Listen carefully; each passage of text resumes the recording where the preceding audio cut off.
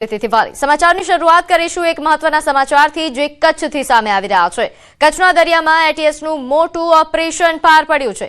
200 કરોડથી વધુનું ડ્રગ્સ કબજે કરવામાં આવ્યું। દરિયાથી પોર્ટ પર આ જહાજ આવ્યું હતું જેમાં એટીએસની સાથે લોકલ એસઓજી દ્વારા ઓપરેશન પાર પાડવામાં આવ્યું અને 200 કરોડથી વધુનો ડ્રગ્સનો મુદ્દામાલ કબજે કરવામાં આવ્યો છે।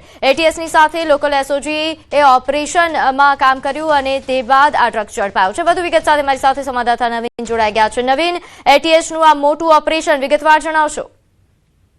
પ્રીતિ, ગુજરાત એટીએસ ને ઇન્ફોર્મેશન મળી હતી કે એક જે જહાજ છે જે યુરોપ તરફથી આવી રહ્યો હોય એ પ્રકારની પ્રાથમિક માહિતી મળી હતી। તે પ્રાથમિક માહિતીના આધારે એટીએસે એસઓજીને સાથે રાખીને અને કચ્છના દરિયામાં જે ઓપરેશન પાર પાડ્યું, જેમાં જ્યારે એટીએસ ચોંકી કારણ કે અંદર ડ્રગનો જથ્થો મળી આવ્યો છે। જો કે અત્યારે 200 કરોડથી વધારે ડ્રગ, એટલે કે એવું માનવામાં આવી રહ્યું છે કે આ 200 થી 500 કરોડ સુધીનો આ ડ્રગ હોઈ શકે છે। એટલે કે આ ડ્રગ મોટી માત્રામાં યુરોપથી સપ્લાય થતું હોવાની માહિતી હતી અને તે માહિતીના આધારે ડ્રગ કબજે કરવામાં આવ્યું છે।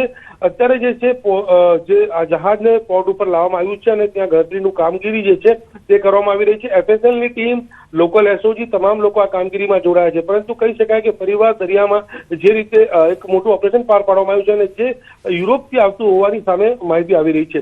જો કે બીજી પણ એવી વાત છે કે આ સમગ્ર ઘટનામાં પાકિસ્તાન કનેક્શન પણ સામે આવી શકે છે, પરંતુ અત્યારે પ્રાથમિક આ જે ઇન્ફોર્મેશન છે, હવે એટીએસની ટીમ જે છે તે તમામ માહિતી એકત્રિત કરી રહી છે અને આ ડ્રગ અહીંયા રિસીવર કોણ હતો, કોણ કબજે કરવાનું હતું અને એ તમામ પ્રકારની માહિતીના આધારે આગળની જે કાર્યવાહી છે તે એટીએસ દ્વારા હાથ ધરવામાં આવી રહી છે। પ્રીતિ, જી આભાર માહિતી આપવા બદલ।